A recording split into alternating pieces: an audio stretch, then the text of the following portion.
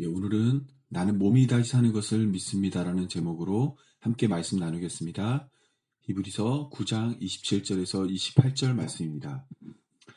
한번 죽는 것은 사람에게 정해진 것이요 그 후에는 심판이 있으리니 이와 같이 그리스도도 많은 사람의 죄를 담당하시려고 단번에 들이신 바 되셨고 구원에 이르게 하기 위하여 죄와 상관없이 자기를 바라는 자들에게 두 번째 나타나시니라. 에덴 동산 밖으로 쫓겨난 아담과 하와는 두 아들이 있었습니다.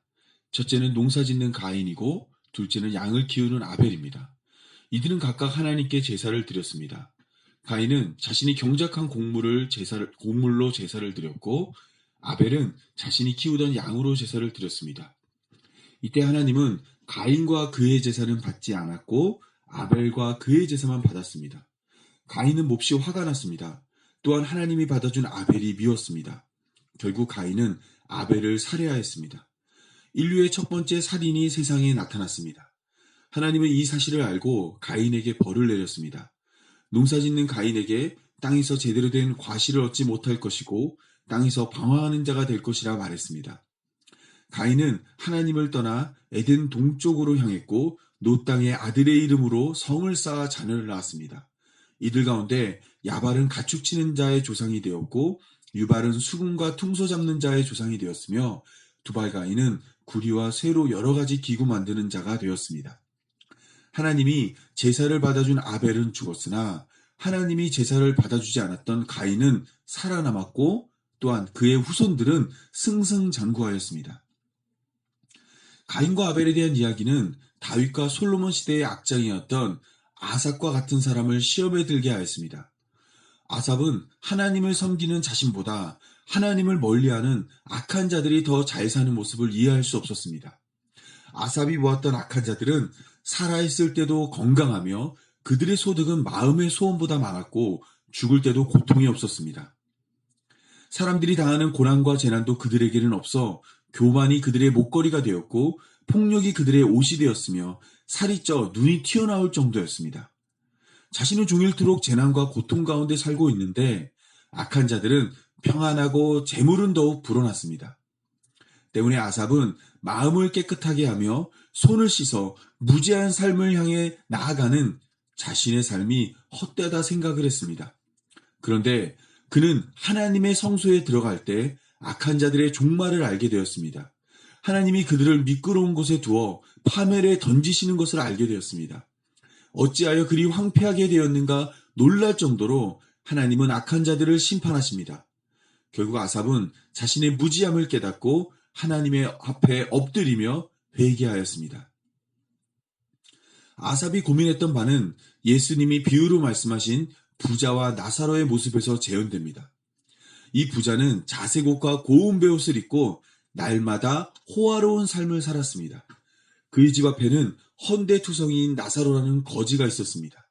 나사로는 부자의 상에서 떨어지는 음식으로 배를 채우길 원했습니다. 시간이 지나 부자도 죽고 나사로도 죽게 되었습니다. 부자는 뜨거운 불에 고통받는 음부에 떨어졌고 나사로는 천사들에게 받들려 아브라함 품에 안겼습니다. 부자는 고통 가운데 눈을 들어 아브라함 품에 안긴 나사로를 발견했습니다. 그리고 아브라함에게 나사로의 손에 물을 찍어 자신의 혀를 서늘하게 해달라 부탁했습니다. 아브라함은 부자를 향해 너는 살아있을 때 좋은 것을 받았고 나사로는 고난을 받았으니 이것을 기억하라. 이제 그는 여기서 위로를 받고 너는 괴로움을 받느니라고 말하였습니다. 살아있을 때 부자는 더 나은 삶을 살았지만 죽음 후에는 나사로가 더 좋은 곳에서 살게 되었습니다. 아삽이 시험에 들었던 이유는 성경이 가지고 있는 생명에 대해서 오해했기 때문입니다. 하나님은 에덴 동산에서 선악을 알게 하는 나무의 열매를 먹으면 반드시 죽는다 말했습니다. 반드시 죽는다는 말은 이미 여러 번 살펴본 것처럼 무트 타무트, 곧 죽고 죽는다라는 말의 완곡한 표현입니다. 문자 그대로 받아들이면 하나님은 아담에게 선악을 알게 하는 나무의 열매를 먹으면 죽고 죽는 자가 된다 말씀하신 겁니다. 죽고 죽는다는 말은 우리에게는 낯선 표현이지만 성경이 가진 생명을 이해하는 이해하는 데는 매우 적절한 표현입니다. 성경은 사람의 생명을 두 개라고 말하고 있습니다. 첫 번째 생명은 처음 하늘과 처음 땅에 살고 있는 오늘의 생명입니다. 두 번째 생명은 처음 생명이 끝난 후 영생을 가지고 살아가는 다음 생명이 있는 것입니다. 히브리서는 이를 잘 보여주고 있습니다. 히브리서 9장 27절에서 28절 오늘 본문입니다. 한번 죽는 것은 사람에게 정해진 것이요 그 후에는 심판이 있으리니 이와 같이 그리스도도 많은 사람의 죄를 담당하시려고 단번에 들이신 바 되셨고 구원에 이르게 하기 위하여 죄와 상관없이 자기를 바라는 자들에게 두 번 나타나시니라.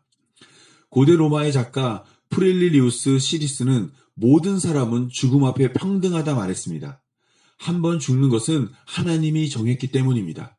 끝이 정해진 책처럼 모든 사람의 마지막은 죽음입니다.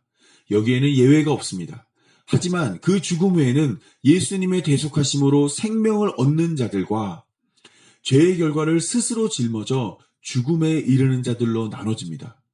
요한계시록은 죽음 이후 심판을 거쳐 또다시 죽음에 이르게 됨을 둘째 사망이라 말하고 있습니다. 요한계시록 20장 13절입니다. 사망과 음부도 불못에 던져지니 이것은 둘째 사망, 곧 불못이라. 둘째 사망의 성격은 첫째 죽음과 다릅니다. 첫 번째 죽음은 마침표의 성격을 가지고 있습니다. 처음 세상에서 하던 모든 것을 끝내고 더 이상 살아있는 존재가 아니라 없는 존재가 되는 것입니다. 하지만 둘째 사망의 죽음은 사라지는 죽음이 아니라 영원히 존재하는 죽음입니다. 영생의 생명을 가지고 서로 미워하고 고통받는 곳에 사는 것이 둘째 사망입니다. 아삽은 생명에 대한 이러한 이해가 없었습니다. 오직 생명은 하나밖에 없다고 생각했습니다. 때문에 악한 자의 형통을 이해하지 못했고 하나님을 향한 믿음도 흔들렸습니다. 오늘도 많은 사람들은 성경이 말하는 생명에 대해 오해하고 있습니다. 죽고 죽는다 말하는 생명을 하나의 생명으로 이해하였습니다. 때문에 누군가는 아삽과 같이 악한 자의 형통으로 시험에 들어 하나님은 없다 말하고 또한 누군가는 하나님을 믿음으로 아삽을 시험에 빠뜨렸던 악한 자의 형통이 첫 번째 생명에 임하기를 바랍니다. 이는 예수님이 지불한 죄의 값이 두 번째 죽음에 대한 죄값임을 이해하지 못하기 때문입니다. 예수님은 첫 번째 생명이 이 땅에서 고난과 박해로 괴로울 것임을 제자들에게 말해주었습니다. 실제로 제자들은 예수님을 믿음으로 많은 사람들에게 조롱받았으며 또한 거짓 증언으로 재판에 넘겨졌고 결국엔 목숨마저 잃었습니다. 하나님의 비밀인 예수님을 깨달았음에도 제자들의 삶엔 고난과 박해가 계속되었습니다. 바울도 예수님을 믿기 전에는 유대 사회에서 성공한 지도자로 잘 살고 있었습니다. 최고의 스승으로 알려진 가말리엘에게 배웠고 로마 시민권도 있었으며 스데반의 죽음에 관여할 정도로 권세 있는 자였습니다. 그런데 바울이 예수님을 믿고 따르게 되자 첫 번째 생명의 큰 어려움을 맞이하게 되었습니다. 옥에 갇히고 40에 하나 감한 매를 5번 맞았으며 태장으로 3번 맞고 돌로 1번 맞았고 3번의 파선으로 일주야를 깊은 바다에서 지냈고 여러 번 여행하며 강의 위험과 강도의 위험과 동족의 위험과 이방인의 위험과 시내의 위험과 광야의 위험과 바다의 위험과 거짓 형제 중의 위험을 당하고 수고와 애쓰고 여러 번 자지 못하고 줄이며 목마르고 여러 번 굶고 춥고 헐벗게 되었습니다. 예수님을 믿으면 형통하고 평안하고 풍성해질 것이라 생각했지만 바울의 삶은 정반대였습니다. 그럼에도 바울은 계속해서 예수님을 전했습니다. 예수님을 전함으로 받는 첫 번째 생명의 괴로움이 십자가의 괴로움을 부활로 승리하신 예수님과 하나 되는 길이라 믿었기 때문입니다. 빌립보서 3장 10절에서 14절 말씀입니다. 내가 그리스도와 그의 부활의 권능과 그 고난의 참여함을 알고자 하여 그의 죽으심을 본받아 어떻게 해서든지 죽은 자 가운데서 부활에 이르려 하노니 내가 이미 얻었다 함도 아니요 온전히 이루었다 함도 아니라 오직 내가 그리스도 예수께 잡힌 바 된 그것을 잡으려고 달려가노라. 형제들아 나는 아직 내가 잡은 줄로 여기지 아니하고 오직 한 일 즉 뒤에 있는 것은 잊어버리고 앞에 있는 것을 잡으려고 표대를 향해 그리스도 안에서 하나님이 위에서 부르신 부름의 상을 위해 달려가노라. 이 땅에 내려온 예수님은 첫 번째 생명을 죽음으로 두 번째 생명을 얻었습니다. 자신의 이웃을 자신의 몸으로 여기라 말씀하신 예수님이 우리의 죄를 자신의 죄로 여겨 십자가에 달려 죽었습니다.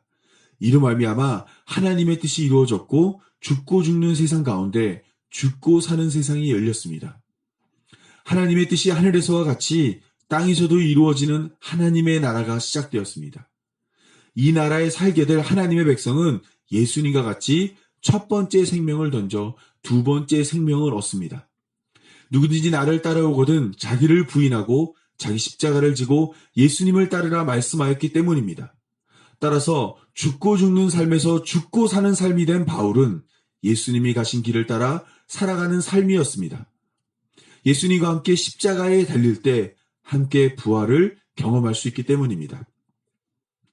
사도신경은 몸의 부활을 고백하고 있습니다. 이 고백은 우리의 죽음을 전제로 합니다. 이 땅에서 예수님과 같이 처음 생명을 죽인 자만이 몸의 부활을 고백할 수 있습니다. 여전히 아삽을 시험에 빠뜨렸던 악한 자의 모습으로 육체가 강건하길 바라며 소득이 마음의 소원보다 많아지길 원하고 재앙과 고난 가운데 살지 않는 것이 인생의 목표가 된 자는 결코 몸의 부활을 기대할 수 없습니다. 부자와 나사로의 이야기에 등장하는 부자와 같이 처음 생명의 풍성함은 곧 다시 사는 삶의 궁핍함이 됩니다. 따라서 우리는 이 땅에서 처음 생명을 그리스도와 함께 십자가에 못 박는 삶을 살아야 합니다.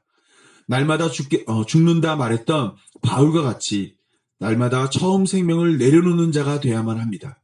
이를 통해 죽고 죽는 세상에서 죽고 사는 자가 되어 하나님 나라를 누리는 하나님의 백성이 되어야 합니다. 우리 갈라디아서 2장 20절 말씀 읽고 오늘 말씀 마치도록 하겠습니다. 내가 그리스도와 함께 십자가에 못 박혔나니 그런즉 이제는 내가 사는 것이 아니요 오직 내 안에 그리스도께서 사는 것이라. 이제 내가 육체 가운데 사는 것은 나를 사랑하사 나를 위하여 자기 자신을 버리신 하나님의 아들을 믿는 믿음 안에 사는 것이라.